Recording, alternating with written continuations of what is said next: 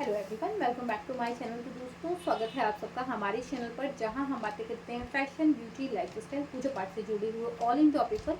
और मैं आपके साथ शेयर करती हूँ अपनी लाइफ का एक्सपीरियंस। तो दोस्तों, इस पूरी वीडियो में मैंने 5 सवाल पिक किए हैं जो कि बड़े खतरनाक से थे। तो सबसे पहले तो ये कि दीदी, जो आपने कुबेर पोटली हमें बनाना सिखाया है, हमने बनाया है, क्या उसे हर साल नया बनाना है? और अगर चेंज करना है तो कब करना है? देखिए, उसके अंदर जिस तरीके की सामग्री है वो बहुत जल्दी तो खराब होती नहीं, 10-11 साल बहुत बहुत आराम से चलती है। सो नहीं, उसको आपको ऐसे ही चेंज नहीं करना है। आपने भी बनाई तो आप आराम से रखिए, 10-11 साल आराम से चलेगी, उसके लिए बिल्कुल परेशान ना हो। क्या हम इस साल नई कुबेर पोटली बना सकते हैं? हाँ, बना सकते हैं, कोई दिक्कत नहीं है। दीदी, कुबेर पोटली से क्या लाभ होते हैं? वो तो जिन जिन ने बनाई है वो इस वीडियो में कमेंट करेंगे और आप सबको बताएंगे कि उनको क्या क्या लाभ हुए हैं, है ना। अब मैं अपने मुंह से बात कहूँगी तो मुझे अच्छा नहीं लगेगा। आप सब जानते हैं, मैंने अपने चैनल पर कभी भी केवल लाइक के लिए, केवल व्यूज़ के लिए कोई ऐसी बात नहीं कही जिसको कोई ये कह दे कि नहीं दीदी आपने झूठ बोला था। कभी नहीं, मुझे ये चीज़ें पसंद है ही नहीं। देखिए, जो मेरे पास है वो मैं आप सबके साथ साझा करती हूँ, ताकि आपके जीवन में आपका मुझसे जो वो बन पड़ता है वो करने का प्रयास कर रही हूँ। लेकिन कभी झूठ नहीं, कभी झूठ नहीं। ऐसा नहीं कि वो वाली कहावत कभी नहीं रही मेरे साथ, मन में राम बगल में ईंटा वाली, वो नहीं, वो नहीं हो सकता। तो आप कुबेर पोटली अगर आपने हमारे चैनल के द्वारा देखी हुई है, बनाई हुई है, तो आप उसी विधि से बना सकते हैं। बहुत आसानी से सामान उपलब्ध हो जाते हैं। किसी कारणवश अगर आपकी पुराने साल की, पिछले साल की कुबेर पोटली डैमेज हो गई है, कुछ हो गया है, फट गई है, अगर मान लीजिए उसकी पन्नी या झोली जो बनाई थी कपड़ा फट गया है, तो आप उस सामग्री को दूसरे कपड़े में रख के उसी से पूजा कर सकते हैं। वो 10 गरियों 20 साल चलने वाली चीज़ है, ठीक है ना। तो नई बनाने की आवश्यकता आपको नहीं। ये हो गया पहला कमेंट। दूसरा कमेंट ये कि दीदी, आपके पास तो ओरिजिनल दक्षिणावर्ती वामावर्ती शंख है, हमारे पास तो नहीं, हम क्या करें? ये बिल्कुल ज़रूरी नहीं, और ऐसा बिल्कुल भी नहीं कि नहीं आपके पास शंख नहीं है तो भगवान आपकी नहीं सुनेंगे। ऐसा कहीं नहीं लिखा हुआ है। आप तो भगवान को अगर श्रद्धा के साथ याद करेंगे ना, तो वैसे भी आपकी ही सुनेंगे, है ना। तो उसके लिए आप बिल्कुल परेशान ना हो। नेक्स्ट कमेंट मेरे पास ये था कि दीदी, लक्ष्मी जी के नए विग्रह हमारे यहाँ आते हैं मिट्टी के, क्या करें? मैंने कई बार ये बात शेयर की हुई है। कभी भी पता नहीं कैसे ये क्यों चल रहा है, मैं नहीं जानती किसने ये शुरू किया है, मुझे बिल्कुल नहीं पता। ये किसका आइडिया था, किसने इस आइडिया को लगाया, किसका लॉजिक था ये।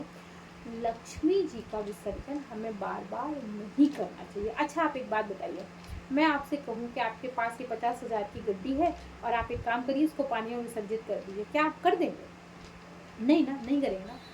तो जो साक्षात लक्ष्मी का विग्रह है, जिन्हें हम बहुत श्रद्धा के साथ लेकर आए धनतेरस पर, और हम उनकी पूजा की, हमने साल भर, और साल भर बाद उन्हें विसर्जन कर देंगे। लक्ष्मी जी का विसर्जन नहीं किया जाता। अपने घर की लक्ष्मी का विसर्जन तो कभी नहीं करते हैं। कभी ऐसा हुआ कि आपके पास ब्रास के विग्रह हैं, वो गड़बड़ हो गए हैं, या मान लीजिए कुछ हो गया है, खंडित हो गए, तब भी उनका विसर्जन घर के बाहर नहीं करते हैं। उनका विसर्जन हर हाल में घर के अंदर ही करते हैं, ताकि लक्ष्मी जी हमारे घर से रुष्ट होकर सदैव के लिए ना चले जाएं। आप देखिए, जो जो लोग ऐसा करते हैं, हर साल नया लक्ष्मी जी का विग्रह लेते हैं, स्थापित करते, फिर विसर्जित करते हैं, आप देखिए उनके घर में पैसे की तंगी सदैव बनी रहती है। पैसे की तंगी रहे ना रहे, उनके ऊपर एक बड़ी समस्या कर्जे की तो हमेशा रहती है, हमेशा। कभी ऐसा हो ही नहीं सकता, मैं मान ही नहीं सकती। तो एक ये कब साल में एक आध बार तो उनके पास ऐसी सिचुएशन आई जाती है कि उन्हें कर्जा लेना ही पड़ता है। तो क्या करें दीदी? तो आप ये करें कि आपके पास अगर मान लीजिए धन का अभाव है, आप धनतेरस पे नए लक्ष्मी जी को नहीं ला पा रहे हैं, तो आप लक्ष्मी जी की फोटो ले लें, है ना। फोटो में क्या होगा, कभी मान लीजिए फ्रेम गिर गया, फ्रेम टूट गया, आप उन्हें दूसरा फोटो फ्रेम करा लेंगे, आपकी लक्ष्मी जी तो वही रहेंगी ना, है ना। तो इसको ध्यान रखें। किसी कारण बस फोटो लेने की भी क्षमता नहीं, तो लक्ष्मी स्वरूपा मान के आप एक नारियल की स्थापना करें और उसमें पूजा करते हैं, वो आपकी लक्ष्मी है, कहीं नहीं जा रही है ना। प्रयास करें कि आप पीतल के भले ही छोटे छोटे विग्रह लें, लेकिन लेके उन्हें स्थापित करें। कभी भी अकेली लक्ष्मी और गणेश जी की स्थापना ना करें। गणेश जी के साथ सदैव विष्णु जी की, लक्ष्मी जी के साथ सदैव विष्णु जी की स्थापना करें। किसी कारणवश विष्णु जी का आपको विग्रह उपलब्ध नहीं हो पा रहा, आप फोटो ले आए, फोटो में विष्णु जी की स्थापना कर रहे हैं, लेकिन लक्ष्मी जी का पूजन करने से पहले आपके पास विष्णु जी का पूजन का मार्ग होना ही चाहिए।